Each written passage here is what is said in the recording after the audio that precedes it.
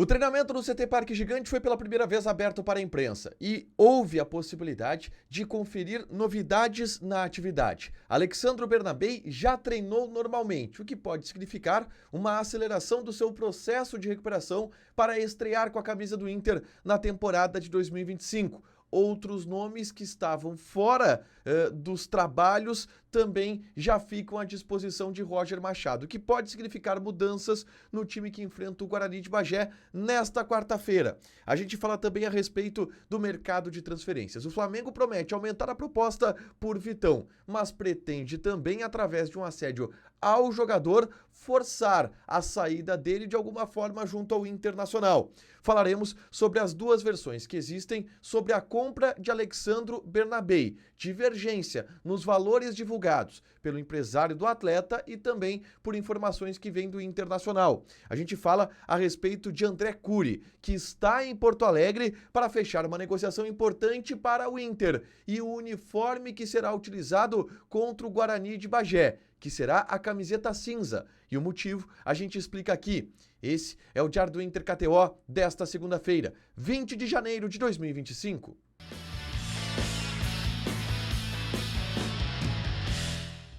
Tudo bem, gente? Obrigado pela participação aqui. Não esquece de deixar teu like, te inscrever, de ativar as notificações. Bora falar do Internacional aqui no Dupla nesse vídeo. Um resumo do que de mais importante aconteceu no noticiário colorado ao longo desta segunda-feira.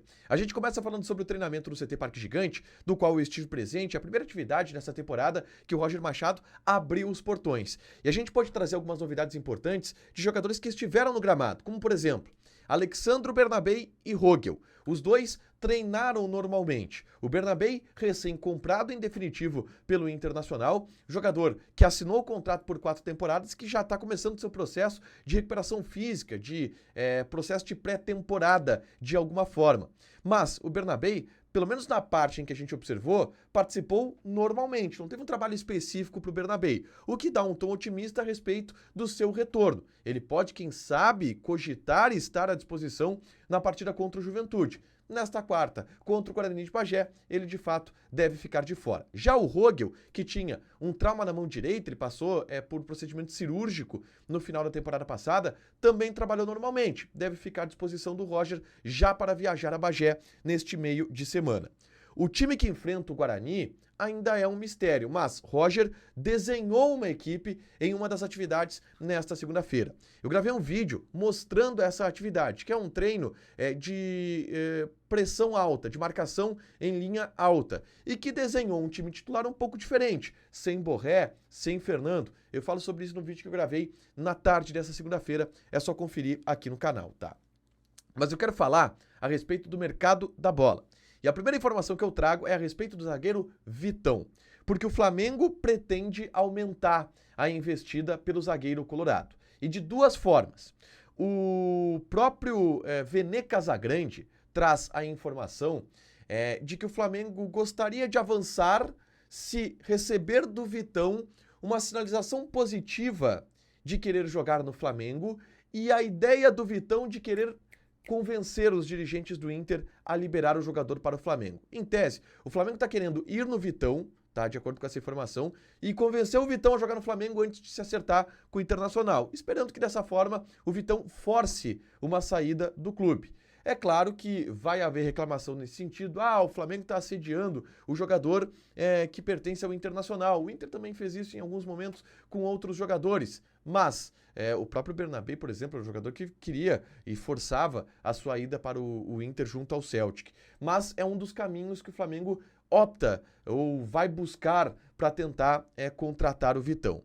E aí uma informação que vem da repórter Raíssa Simplício, aponta de que o Flamengo estaria disposto, e sinalizou isso no bastidor, a aumentar em 1 milhão de euros a oferta.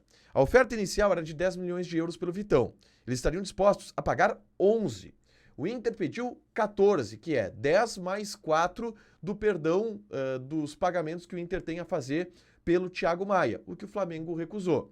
Então, 11, acredito que o Inter ainda não aceitaria. Mas isso mostra pelo menos um movimento do Flamengo de não desistir ainda do Vitão, de ainda ter interesse neste jogador. o Inter não quer vender o Vitão e vai dificultar ao máximo para que isso aconteça. E do lado do Vitão, por enquanto, não vem nenhuma sinalização que aponte que o Vitão queira sair do Internacional e jogar no Flamengo, tá? Uma outra informação que eu quero trazer aqui é sobre Alexandro Bernabé, que já está no Beira-Rio, é jogador do Internacional, o Inter comprou, anunciado, está tudo certo, só falta ele ficar pronto fisicamente para poder jogar. E existem duas versões diferentes sobre os valores envolvidos nessa negociação, tá? O Leonardo Meneghetti trouxe uma informação nesta segunda-feira de que Bernabé foi comprado por 3,7 milhões de euros por 80% dos direitos econômicos do jogador. Eu havia conversado com o empresário do jogador, que é o Juan Pablo Oger, que me confirma a informação de que são 5,5 milhões de euros por 90% do Bernabé. E essas duas versões, elas se contrapõem. Na Inglaterra também se fala que o valor é 4,5 milhões de libras, o que dá esses 5,5 milhões de euros. Mas aqui se fala dos 3,7. Eu não sei qual que é a versão correta, eu não sou capaz de confirmar isso ainda, mas eu coloco para vocês essas duas versões.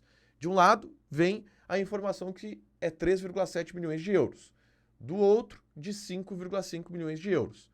O João Batista Filho tem uma leitura que é interessante. Não é ainda uma informação porque ninguém do negócio disse isso, mas pode ser uma leitura por ter duas informações divergentes, tá? O negócio pode ser de 3,7 milhões de euros em um primeiro momento, por 80%, e ter uma cláusula de compra de 10% por 1,8 milhões de euros, o que daria 5,5 milhões de euros por 90%, e uma cláusula que poderia ser batida facilmente. Aí o empresário dá uma versão de um valor e o outro lado dá uma versão de um valor. É uma das possibilidades, tá? Mas são as duas versões em relação ao valor do Alexandre Bernabé, que está comprado, é jogador do Inter, e isso já não tem mais volta, tá? Um outro negócio que está acontecendo envolve o empresário André Curi, que está em Porto Alegre para fechar uma negociação. A negociação do volante Rômulo. André Curi está em Porto Alegre para fechar a venda do Rômulo para o Tigres, que vai acontecer por 5 milhões de dólares. O Inter fica com 85% desta venda, é o objetivo do Internacional. Falta ainda um ok do Atlético de Minas Gerais em relação a esse negócio. É uma parte que detém um percentual dos direitos econômicos do jogador. E muita gente deduz, o André Curi está em Porto Alegre para fechar o IR Mina. Não.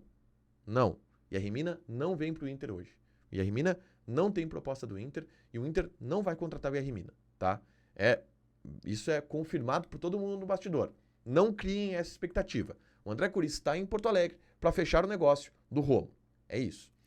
Avançando na pauta e para fechar, eu quero falar sobre a camiseta que o Inter vai usar em Bagé, contra o Guarani de Bagé, nesta quarta-feira.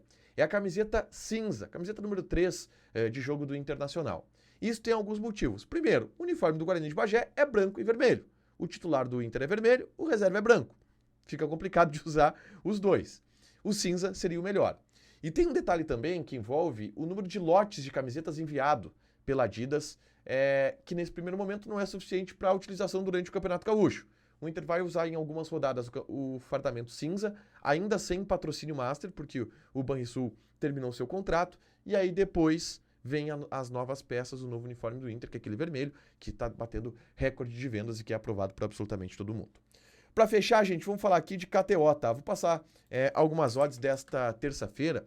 Antes, avisando vocês a validarem as suas contas na KTO, a registrarem o seu Face ID, a ativarem a geolocalização, registrarem uma conta bancária no seu nome, que são passos importantes para a segurança de você na casa de apostas. E tem Champions League nessa terça-feira, tá? Mônaco e Aston Villa. Odd do Mônaco 2,6, empate 3,3, Aston Villa 2,75. Benfica e Barcelona. Benfica 3,4, empate 3,95, Barcelona 1,95. Tem também Liverpool e Lille. Odd do Liverpool 1,26, empate 6, o Lille está pagando 11. Joga na KTO com responsabilidade, lembrando que a KTO é um site para você se divertir e que apostas podem fazer com que você perca dinheiro, um site proibido para menores de 18 anos. Deixa teu like, te inscreve, ativa as notificações que vai ter mais conteúdo aqui no canal. Beijo!